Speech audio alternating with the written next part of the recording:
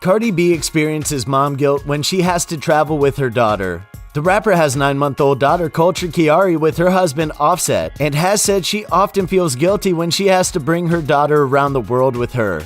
She ends up feeling so sad when the Tot's sleeping schedule gets a little messed up. She said, "I do experience that mom guilt, you know? She's here, but it makes me sad sometimes because it's like, oh my gosh, all that traveling. I know her sleeping schedule is getting a little messed up. Every single time that she gets on an airplane, it's all good until the landing. She starts crying, and I just be feeling so sad because I know the pain. You know, when your ears pop?"